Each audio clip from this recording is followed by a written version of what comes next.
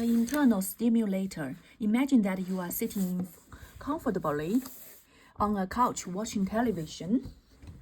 When you decide that you'd like to grab some food from the refrigerator, how long will it take you to get there? Picture yourself standing up, walking out of the living room, past your napping cat, and around the kitchen countertop until you finally reach the fridge and the bowl of leftover chili within it. So, in your mind, how long does that trip to the fridge take? When you imagine that voyage, you are using mental imaginary to create a simulation of your walk to the fridge. Believe it or not, that stimulation is really accurate. Experiments have compared the time it takes for people to walk between 2 points with the time it takes them to imagine making the same trek. Trial after trial, the results showed that the mental and the physical trips take almost exactly the same amount of time. For short walks, the times are within 1 second of each other. This close correlation occurs when imagining not just walking, but just any kind of movement. It takes the same amount of time, for example, to imagine yourself drawing a triangle as it does to actually drawing it. It's a surprising discovery. We generally don't think of the imagination as something realistic. The things we think about are imaginary. They are fictional, yet it cannot be coincidence that the timing of imagining ourselves doing certain actions so perfectly mirror the time it takes to actually perform them. Imagination and movement must somehow be connected to the brain, allowing our internal imaginary to be not just an exercise in fantasy, but a reliable stimulation of exercise. Neurologists in California ran an experiment to compare the brain activity of people while they engage in real versus imagined movements, faced with a set of 4 numbered buttons. The participant practiced pressing them according to a sequence of 4, 2, 3, 1, 3, 4, 2. Their brain activity appeared on the fMRI as their fingers pushed to the buttons. Next, with their hands on their laps, the participants closed their eyes.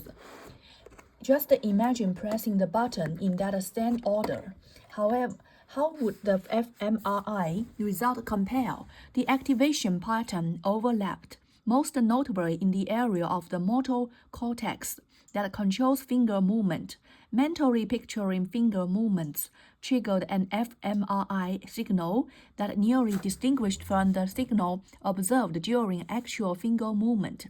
Evidently, mental imaginary and physical performance activate the same part of the brain. When we imagine ourselves doing a task, the brain runs a simulation modeled after our past experience with physically performing that task.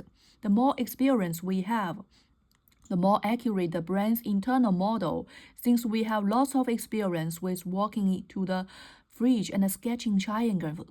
The brain is excellent at simulating those movements. People who practice other forms of movement like rowing, canoeing, and ice skating show similarly accurate mental simulations. Simulation alone, however, will not make you a better athlete. The question is, does imagining yourself playing golf or tennis or any other sport actually make you better, the same way physically practicing your swing or your serve right? A group of neuroscientists in France gathered 40 volunteers. The task was to point out a numbered target in numerical order from 0 to 1 and to do it quickly as possible. The researchers divided the subject into 3 groups. Not only can mental rehearsal improve, all 3 groups tried the pointing task once and then did their respective training regimen, and then tried the pointing task again so that the researchers could gauge their improvement. The results showed that their physical practice group completed the arm movement significantly after their training. The second group, in which its minor changes helps. Your study demonstrated that mental practice not only improves your performance, but also mental practice but also strengthens the muscles. Strengthen muscle unbelievable that you imagine yourself using. How could that imagination make you physically strong? As expected, the control group showed no difference in amplitude of the waves, also as we would expect. Physical practice increased the amplitude, and mental practice. It too heightened the brain waves and did so just as much as physical repetition. This finding lends support to the idea that using mental imaginary enhances the brain stimulation to the muscle of making our movement faster and stronger. So even if you don't see or feel your muscles moving, the nerves in their vicinity are causing them to tighten. Our thoughts are not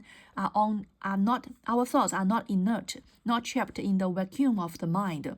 Underlying each instant of imaginary exploration is a current of electrical information that trains and molds the neuronal cells that carry it.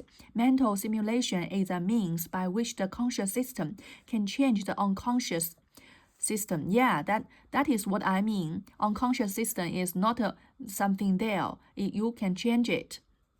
Mental stimulation. By mentally rehearsing one simple movement, we can enhance the functioning of the habit-driven. I use mental simulation a lot when I was younger. It's not talking all by myself. I just use it to mental practice to be a person that I would like to be. And I did it. In 2000 okay.